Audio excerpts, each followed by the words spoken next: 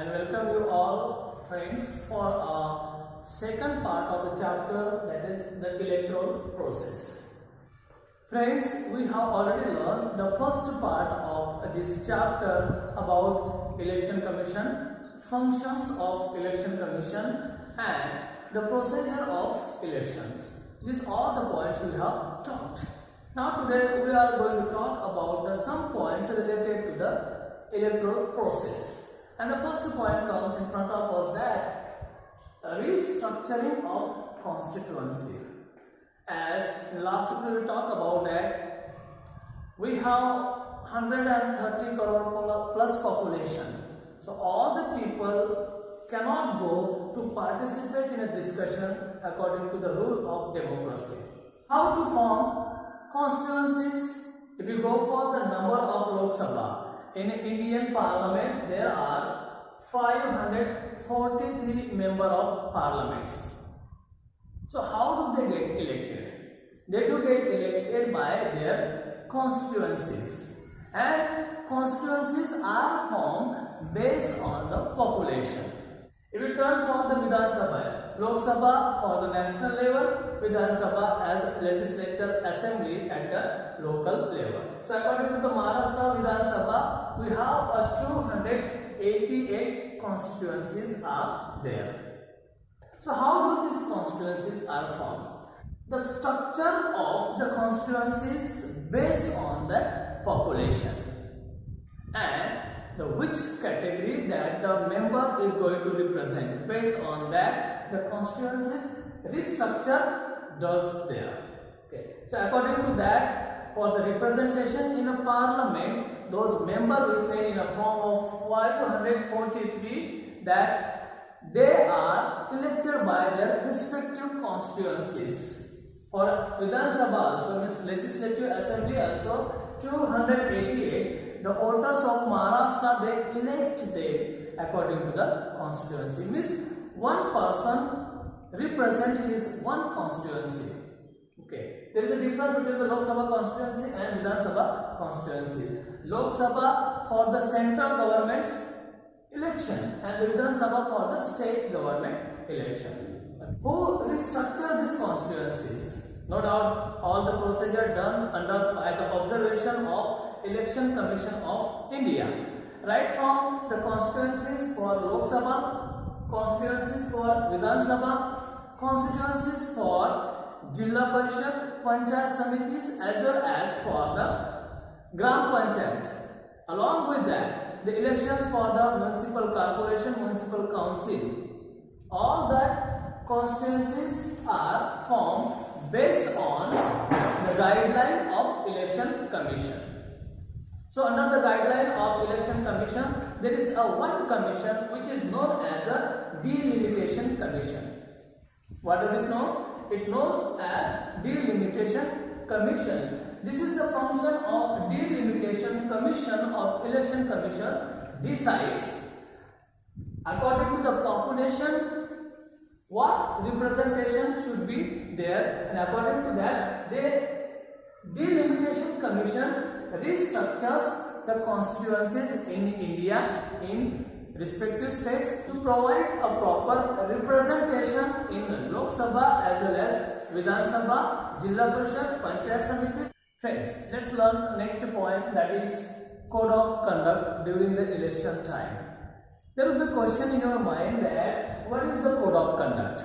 Code of conduct explains the rule that to be followed by government, by political parties and by voter during election period. That laws or the rules are called as a code of conduct. It decides the behavior, the limitation for government, for political parties and for the voter too. Then you would be asked about that why there is a need of code of conduct during the electoral process. It plays a very important role to conduct the elections free and fair way.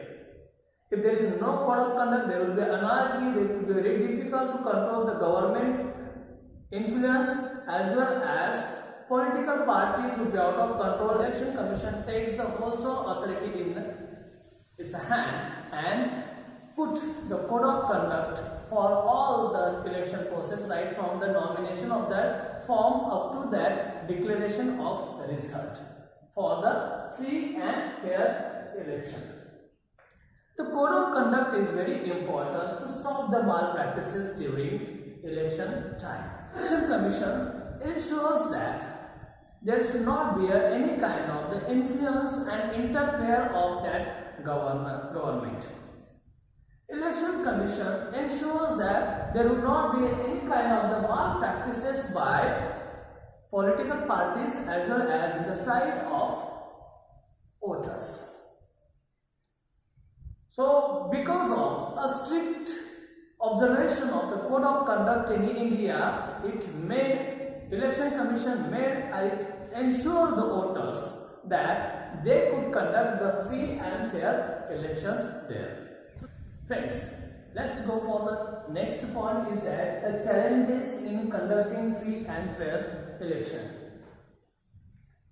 The size of country, number of voters and conducting elections. This is big challenge in front of Election Commission of India. The challenges Election Commission frequently face in India. Along with that, terrorism and rest of other challenges also there in front of Election Commission. So to conduct free and fair elections, it is the big task for the Election Commission of India. So let's see some points or some challenges which are there as obstacles to conduct the free and fair elections. The first one is there, the misuse of money. Naturally, this is the biggest challenge to conduct the free and fair election. The maximum portion of Indian population, the number of the voters which come under the poverty line, and these people only come out of their house to cast their vote. So naturally that the politicians, the government agencies as well as the political parties, those are very rich, the maximum that crores of rupees they misuse to distribute the voter to make them in their favor and to cast their vote for their political parties. Many political parties are there, they misuse the money for the second point which comes there in the form of that, the criminalization of politics. Now, while making the selection of the candidate from the particular political parties, many times the political party make the selection of such a candidate who has a political background. According to the code of conduct and nomination of that file, a nomination of form, that time the candidate must have to give the character certificate so that he doesn't have the allegations and crime on him. So it is very essential to stop the criminalization in politics.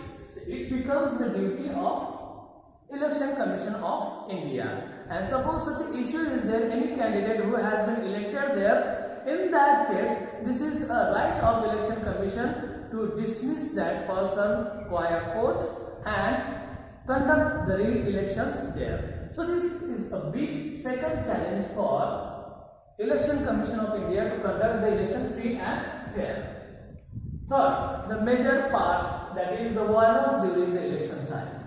Some portion militancy is there, terrorism is there, Naxalism is there, some places social anarchy is there, some places peaceful atmosphere is there. Now all these things, some places like that there is a big tension between the two political parties, the clashes between the two political parties turn toward the violence.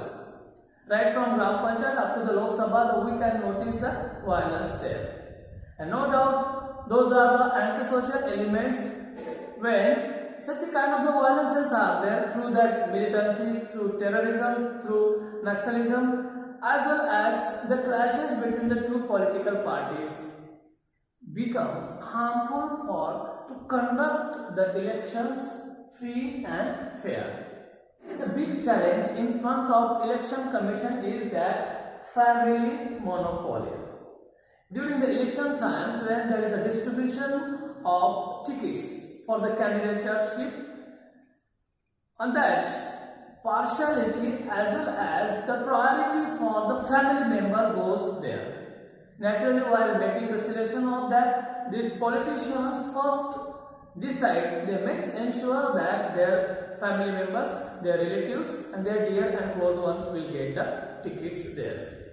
Because of that, those are the eligible candidates, they may not get opportunity to contest the election and they may become a side pair. In that case, this is not in a favor of democracy at all. Friends, electoral process is continuous process and it is going on in future. So to ensure the democratic principles and values, electoral process is very essential that every voter would get a chance to perform his duty in democracy. So for that, according to the time, it is necessary to bring some reforms in that electoral process. So just to think about it now, what would be the future reforms for the electoral process? Here, some reforms are suggested that we are going to learn. So let's learn about that electoral reforms there. Friends, when in India, the first time the elections were conducted there, right from 1951-52 elections, during those time, the India started to contest the election based on the ballot paper. So the voters used to cast their vote on the ballot papers and in the ballot box they used to put their vote. Now, right from 2000, that the ballot papers converted into electronic voting machine, that is called as an EVM. So that what are the reforms that it has done? Now, from the ballot paper manual things it turned toward to the electronic things. So this is one of the example of reforms in a election process or electoral process we can call that. So let's learn about the electoral reforms. What are there? First thing, it is suggested that the participation of women should increase. The Election Commission started to encourage the maximum participation of women in the electoral process. In Indian Parliament, it is made ensure that the women would get a 35% reservation there. And especially if we talk about the Maharashtra's Legislative Assembly, that the bill, the Maharashtra was the first state which passed the bill for the women to give a 50% reservation.